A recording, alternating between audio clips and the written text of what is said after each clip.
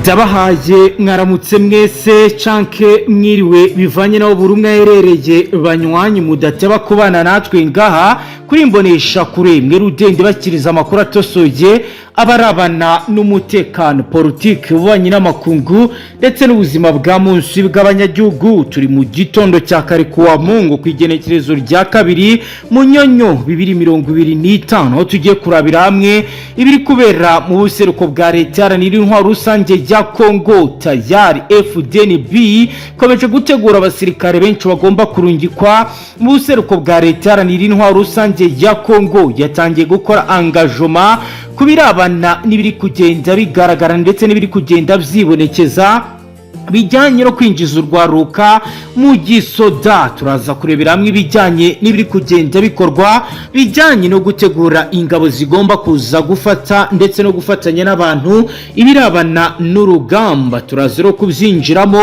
mu buryo bw'iramvuye turebe iriko biragenda biboneka ku myiteguro ihambaye. Turaza kandi kubabwira ibiri kugenda bigaragara aho rero ibintu bine bikomeje kubangamira bikomeye amasezerano hagati ya leta y'u Rwanda ndetse na Repubulika Iharanira Demokarasi ya Kongo zamaze gushyirwa ahagaragara. Hagati aho Amerika yasabye leta ya Kongo na AFC guhagarika imirwano vuba na bwangu mu maguru mashya bitabivyo bakagira ibano bikomeye bifatwa. Ni mu gihe kandi mwarabana n'ubuzima bwa munsi bw'abanyagihugu ndetse n'umutekano. Turazikubwira ko umusirikare wafungiwe gusomana yambaye impuzankano yakoze ubukwe bw'agatangaza. Turazoro kubyumva mu buryo bw'iramvuye turabiri kugenda bivugwa kuri ubu bukwe. Turaza kandi no kureba uburyo igisirikare cy'u Burundi gikomeje gukora ibikorwa bikomeye mu buseruko bwa leta yaranira intwaro rusange ya Kongo. Bamwe bivuga ko biri gukubita babaza M23 ariko bikaba biri kubangamira amasezerano y'amahoro hagati y'u Rwanda na Repubulika Iharanira Demokarasi ya Kongo. Turabyinjiramo mu buryo bw'iramvuye turabe ibiri kugenda bigaragara. Turaza kandi kubabwira ibijyanye na appui logistique iri gukorwa, turebe kandi base stratégique buri ruhande ruri kurwanira. Turaza kandi kureba ibijyanye na operation reconquête yo kwisubiza ibice bitandukanye Fdnb yatangiye bifatanye na FRDC mu bice bitandukanye. Turaza kandi kubabwira ibiri kugenda bigaragara nyuma yuko bamwe mu basirikare bafatanwe ibijyanye n'ubugambanyi. Turaza kubabwira ibijyanye n'ibiri kuba mu bice bitandukanye za Masisi. Turebe kandi ibijyanye na kompanyi ndetse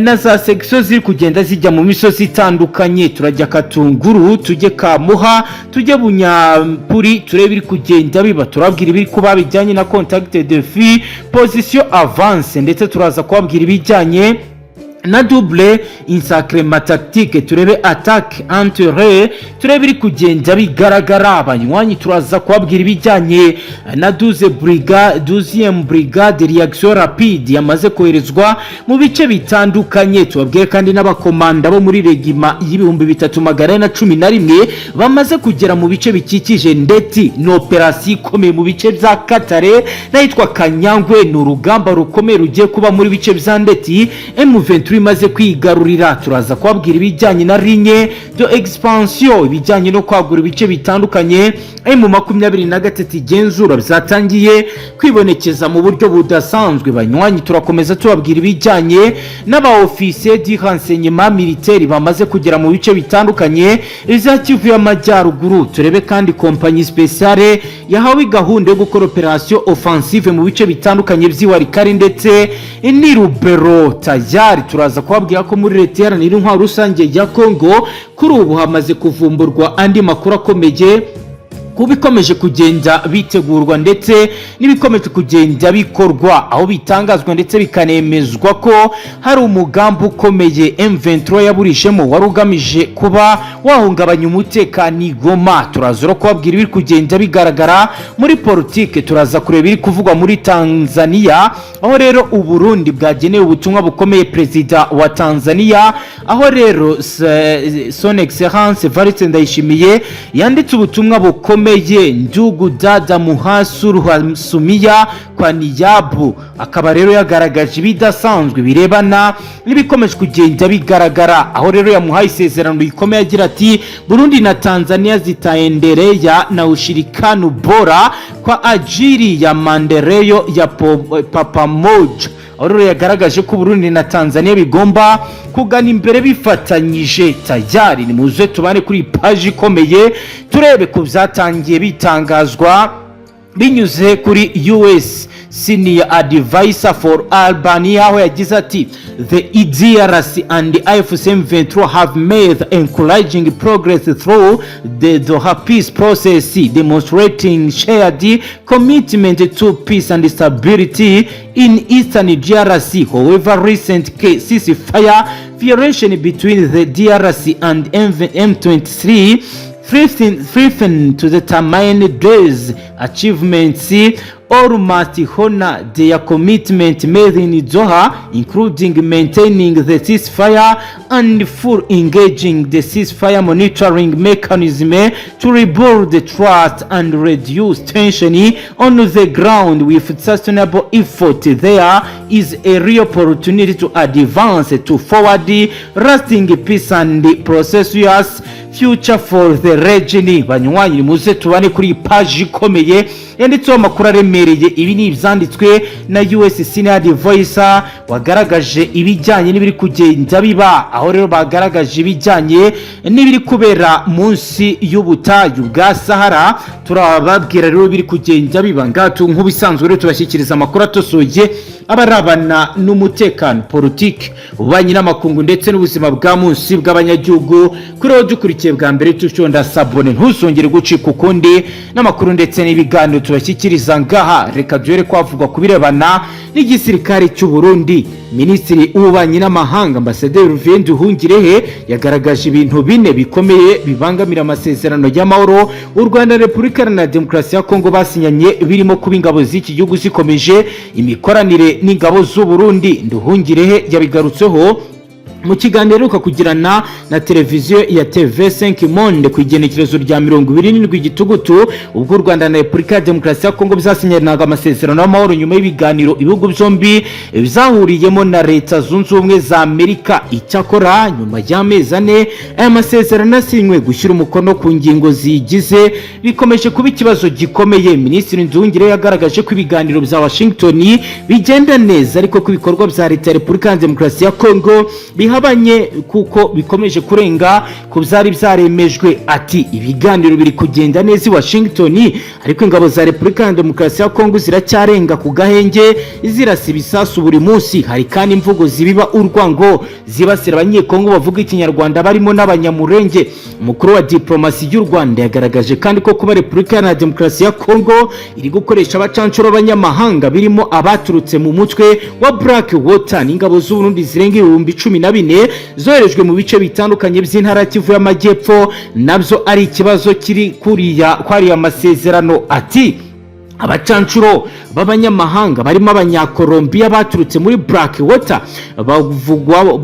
bakaba barivugwamo binyuranyije n'itegeko mpuzamahanga, kandi abasirikare b'u Burundi barenga 14,000 binjiye mu buseruko bwa Kongo bateza ikibazo gikomeye bagota abanyamurenge. Leta y'u Rwanda iherutse gusaba u Burundi kureka gukomeza imikoranire n'ingabo zabwo zifitanye n'iza Kongo Kinshasa mu rwego rwo gufasha ibi bihugu byombi gusinya amasezerano. Tayari ibi biri kuba rero bikaba ari ibintu biri kugenda bigaragara mu gihe amakuru akomeye akomeje kugenda agaragaza ko umujyanama wa perezida wa Leta Zunze Ubumwe za Amerika mu bufatanye na Afrika Mossad Boryus yasabye ingabo za Repubulika Iharanira Demokarasi ya Kongo na M23 guhagarika imirwano mu kwezi kwa 4 2025. Nibwo Leta na AFC bagiranye amasezerano yo guhagarika imirwano babifashijwemo na Qatar kugira ngo ibiganiro by'amahoro bibe mu mwuka mwiza, ariko imirwano yakomeje mu ntara ya Kivu y'Amajyaruguru na Kivu y'Amajyepfo nk'uko bigaragara ku igenekerezo rya 14 Gitugutu. Impande zombi zemeranyije gushyira urwego ruhuriweho rugenzura iyubahirizwa ry'agahenge. Bizari byitezwe ko impinduka zishobora kugaragara, ariko nabwo imirwanira cyakomeje. Umuvugizi w'ingabo za Leta ya Kongo General Major Sylvain Kenge aherutse kubazwa impamvu abasirikare b'igihugu cye bamaze iminsi bagaba ibitero bikomeye mu bice bigenzurwa na AFC. Asubiza ko baba bihorera kuko iri huriro ari ryo ribasubiza.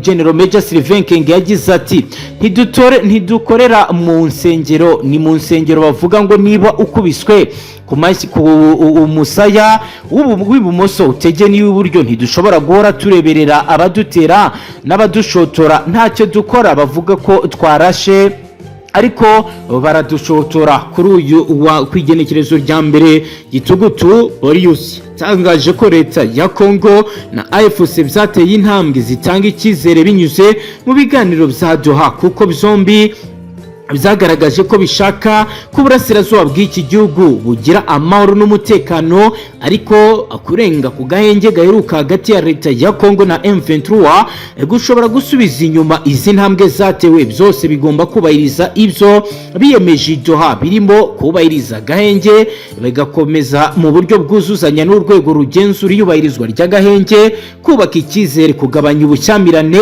Boris yamenyesheje leta ya Kongo yavuze ko bikomeje kugenda bigaragara bagomba kwitonda bagasigasira intambwe yatewe n'amahirwe muri ibi bishobora kuba byazana amahoro ariko ibi byose biri kugenda biba ndetse binatangazwa byose bamwe baravuga ndetse bagamya ko ari ikibazo gikomeye kubimaze iminsi bigenda byibonekeza mu buseruko bwa leta iharanira intwaro rusange ya Kongo. Tajyara amahoro n'urugendo rukomeye rugomba kwitabwaho na buri wese kugira ngo ibintu byongere bigende neza nkuko biri kugenda bigaragara kandi binavugwa. Reka dukomeze page yanditseho andi makuru akomeye turebe ibiri kugenda biba muri Repubulika Iharanira Demokarasi ya Kongo. Tubabwire ko umusirikare wa Repubulika Iharanira Demokarasi ya Kongo Ajida Sara Ebabi yakoze ubukwe nyuma y'iminsi avuye mu kasho aho yari amaze iminsi afungiwe azira gusomana yambaye impuzankano. Ebabi yatawe muri yombi kwigenekerezo rya 24 gitugutu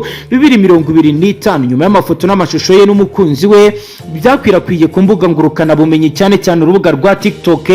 Yashinjwaga guharabika igisirikare no kurenga ku mabwiriza y'abamuyobora yifashishije aya mafoto n'amashusho ya Save the Date ateguza ubukwe bwe kwigenekerezo rya 29 gitugutu. Urukiko rukuru rwa gisirikare rwamuhamije iki cyaha rumukatira igifungo cy'umwaka gisubitse. Uwo munsi yahise arekurwa asubira kwitegura ubukwe bwe bwari bwegereje kwigenekerezo rya 31 gitugutu. Ebabi n'umukunzi we bakoze ubukwe gusa kuri iyi nshuro uyu musirikare yambaye imyambaro y'igisirikare yagenewe ibirori. Amashusho y'ubukwe bwa Ebabi yongeye kuvugisha abakoresha imbuga ngurukana bumenyi kuko we n'umukunzi we bagaragaye basomana byimbitse bigatinda. Bamwe batangira gutebya bavuga ko Ebabi yakoze ubukwe yishongora ku rwego rwari rwamutaye mu minwe n'ubundi rumuziza gusomana n'umukunzi we yambaye impuzankano za gisoda nk'uko biriko biragaragara. Bamwe mu bakurikiranira hafi biri kuba ntibatinya kuvuga ko bishobora kuza kurangira n'ubundi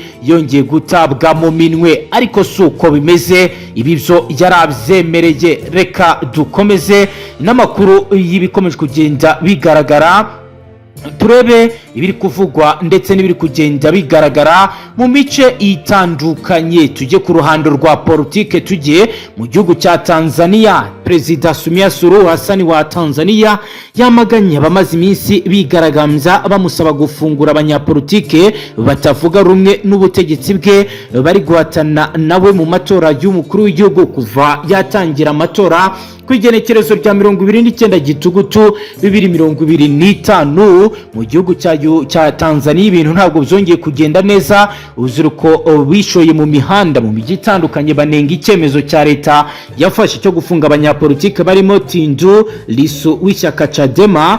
Imyigaragambyo yaranzwe n'urugomo rukomeye rwo gufunga imihanda hifashishwa ibikoresho bitandukanye no gutwika amapine. Hari n'amaduka y'ibyamamare yatwitswe azira gushyigikira Perezida Samia. Ishami ry'umuryango w'abibumbye rishinzwe uburenganzira bw'ikiremwa muntu ryagaragaje ko abiciwe muri iyi myigaragambyo bagera ku 10 ariko Chadema yo yemeza ko barenga 700.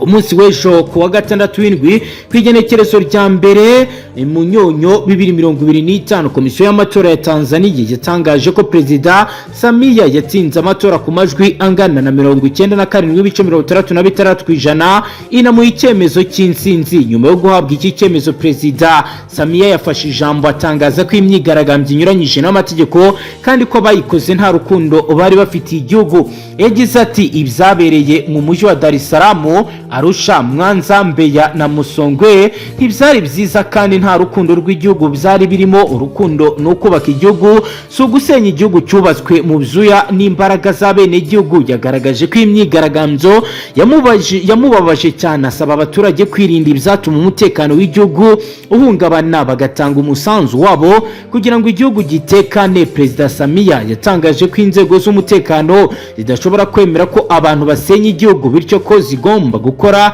ibishoboka byose kugira ngo amahoro yuzuye aboneke ku butaka bwa leta iharanira intwaro rusange ya Kongo. Hagati aho mu yandi makuru akomeye akomeje kugenda agarukaho cyane mu bitangazamakuru bitandukanye mpuzamahanga, reka tubabwire ko minisiteri y'umutekano w'imbere mu gihugu muri Repubulika ya Demokarasi ya Kongo binyuze mu uyoboye iyi minisiteri ariwe Jackman Shabani Roko ku igenekerezo rya 31 Gitugutu 2025 yahagaritse amashyaka 12 atavuga rumwe n'ubutegetsi bw'iki gihugu. Amashyaka yahagaritswe harimo PPRD ryashinzwe na Joseph Kabila uyoboye Repubulika ya Demokarasi ya Kongo kuva muri 2001 kugeza muri 2019, RGD rya Augustin Matata Ponyo wabaye minisitiri w'intebe, UDR rya Claude Rubaya wabaye umudepite na piste ya Seti Kikuni.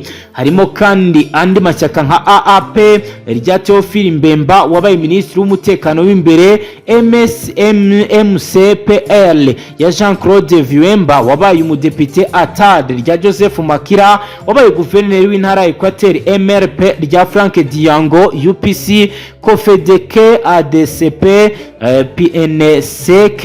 Umuyobozi yashinje aya mashyaka kurenga ku mahame menshi agenga amashyaka arimo gusigasira ubumwe bwa bene gihugu, kubungabunga ubwigenge bw'igihugu, ubusugire n'umutekano wacyo. Yasabye urukiko rushinzwe kurengera itegeko nshinga rya Repubulika ya Demokarasi ya Kongo gusenya amashyaka hakingiwe ku ngingo y'itegeko rigenga amashyaka, cyane cyane kubika biteganya ibihano bifatirwa ayo mashyaka yarenze ku mahame agenga ibijyanye n'imitwe ya politike yemewe. Nubwo leta ya Kongo iteruye bisobanura impamvu ihuza iki cyemezo no kurenga ku mahame agenga amashyaka, biragaragara ko yahagaritswe ari ayibumbiye mu ihuriro Savo RDC rya Joseph Kabila Kabange ndetse n'abamushyigikiye baherutse gushingira i Nairobi muri Kenya. Iri huriro riragaragaza ko riharanira gukemura ibibazo bya Kongo binyuze mu kurwanya ubutegetsi bw'igitugu, gusaba ko imitwe yitwaje intwaro yose ikorera muri iki gihugu isenywa, guharanira ibiganiro bidaheza no guharanira umubano mwiza n'ibihugu by'ibituranyi bijyanye n'uko ku igenekerezo rya 30 Gitugutu kwezi kw'icyenda Kabila yakatiwe igihano cy'urupfu nyuma yo guhamywa ibyaha birimo kugambanira igihugu byasanishijwe no kuba ahuzwa n'uko ari we muyobozi w'ihuriro rya AFC rirwanya ubutegetsi bwa Kongo. Bikaba rero bigaragaza ibikomeje kugenda biba muri politike ya Repubulika Iharanira Demokarasi ya Kongo. Bamwe bavuga kandi bakanemeza ko